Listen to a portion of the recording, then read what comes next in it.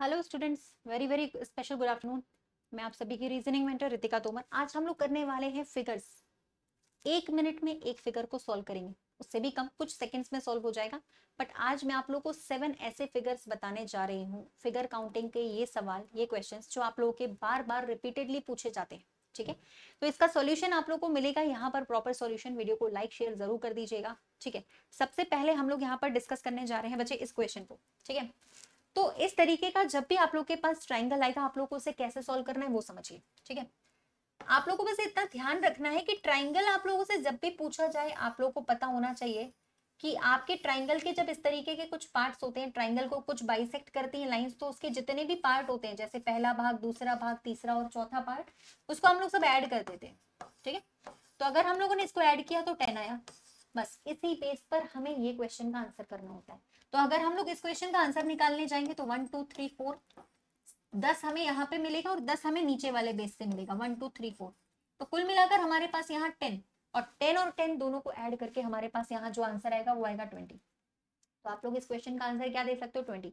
कई बार आपके एसएससी के, रेलवे के एग्जाम्स में ये सवाल पूछे जाते हैं। ठीक है, नेक्स्ट अगर हम लोग बात करें तो नेक्स्ट, अब ये question, this is the equilibrium diagram. ये आप लोग का इक्विलिब्रियम जो है क्वेश्चन है, इसी तरीके का ये सवाल रहेगा। इसका कॉन्सेप्ट यही होता है कि आपका जो ट्राइंगल होता है ना, कॉन्सेप्ट इसका यही है कि जो आपका ट्राइंगल होता है उसको सामने बाइसेक्ट करती हैं लाइंस, जितने इस तरफ उतने ही इस तरफ लाइंस बाइसेक्ट कर रही हैं।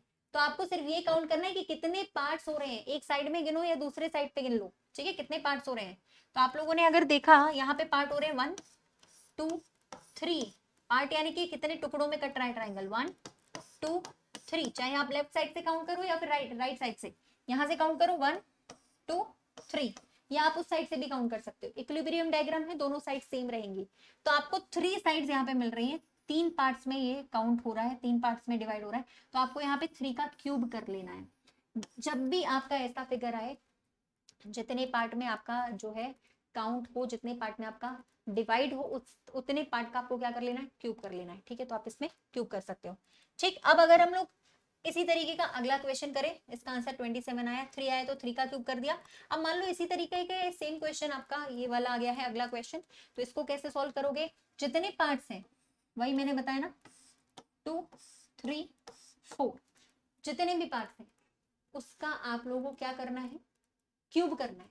यहाँ पर 4 पार्ट आ गए तो 4 का क्यूब कर दो।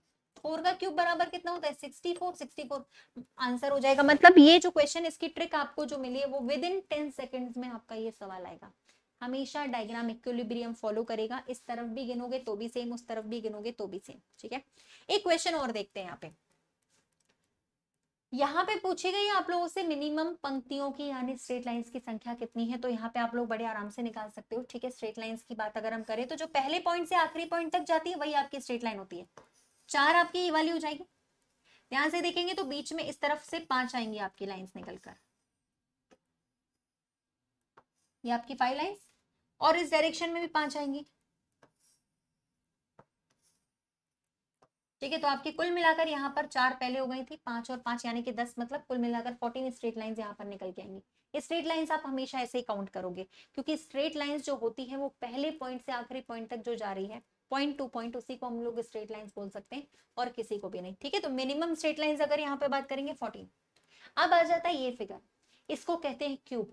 ये भी इक्विलिब्रियम वाला डायग्राम है। विद इन सेकेंड्स आपका इसका आंसर आएगा। कैसे करोगे देखो, सबसे पहले अगर हम लोग यहाँ पे बात करें ना, तो ये भी इक्विलिब्रियम है, दोनों साइड आपको सेम दिखेगा। क्यूब्स की संख्या अगर फाइंड करनी हो तो आप ये चेक कर सकते हो, नीचे से बेस पर देख लो कितने क्यूब है।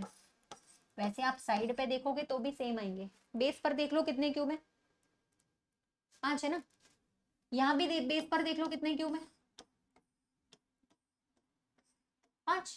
चाहे उधर साइड पे करो चाहे इधर साइड पे 5। तो आपको लिखना क्या है? यहाँ पे 5 है तो 5 लिखो, 6 होता तो 6 लिखते, 5 लिख लीजिए आप। ठीक है, 6 होता तो 6 लिखते। अब क्या करिए, उल्टा कर लीजिए, 5 4 3 2 1। उल्टा कर लो, सीधा भी करो उल्टा भी करो। ठीक है, सीधे भी लिखो काउंटिंग, उल्टी भी लिखो। सीधी गिनती उल्टी गिनती, 5 5 बेस था, 5 की हमने सीधी गिनती लिखी, फिर उल्टी भी गिनती हम लोगों ने लिख दी। अब क्या करेंगे, इसमें हम लोगों ने मल्टीप्लीकेशन करा और हम लोगों ने आंसर निकाला, तो ऐड करके 35 आएगा, ऐड कर लीजिएगा, ऐड करके जो आप लोग का आंसर आएगा वो यहाँ पर 35 निकल कर आएगा। ठीक है, तो फाइनल आंसर जो होगा आपको वो 35 निकल कर आएगा। इसी तरीके का ट्रिक आप सेम लगा सकते हो 35 के बाद इस वाले क्वेश्चन पे। सेम दिख रहा है ना, थोड़ा सा बड़ा हो गया। अब आप चेक कर सकते हो बेस पे कितने क्यूब्स हैं, 1 2 3 4 5 6। तो जैसे कि मैंने आप लोगों को तरीका बताया कि आप लिखोगे सीधा सीधा 1 2 3 4 5 6। ठीक है, इस फिर यहाँ पे लिखोगे 6 5, उल्टा लिखोगे 4 3 2 1। मल्टीप्लाई करेंगे आप लोग, मल्टीप्लाई करने के बाद आपको क्या मिलेगा, ऐड करने पर फाइनल आंसर मिल जाएगा। यहाँ पे 12, यहाँ पे भी 12, यहाँ पे 10, यहाँ पे 6। तो आपका आंसर यहाँ से निकल के आएगा कितना, 56।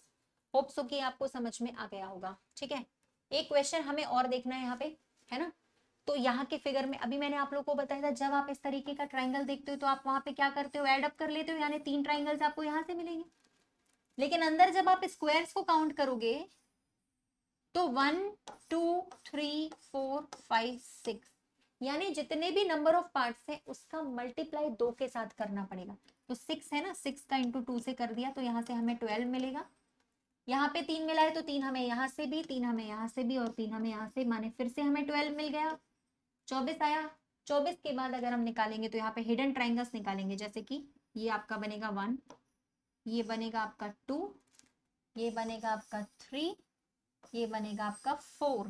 तो यहाँ पे हिडन ट्राइंगल्स आपके पास 4 निकल कर आ गए, यानी कुल मिला के आपके पास 24 प्लस 4 28 आपका आंसर बनेगा 28। ठीक है, तो होप सो ये सारे फिगर्स आप लोगों को क्लियरली समझ में आ गए होंगे। ठीक है, आगे भी भाई आप मेरे साथ रितिका मैम के साथ जुड़े रहेंगे तो रीजनिंग में बहुत ही बेहतरीन ट्रिक्स मैं आप लोगों को हर हफ्ते या हर दिन कुछ ना कुछ नई नई ट्रिक्स बताते जाऊंगी। Thank you so much.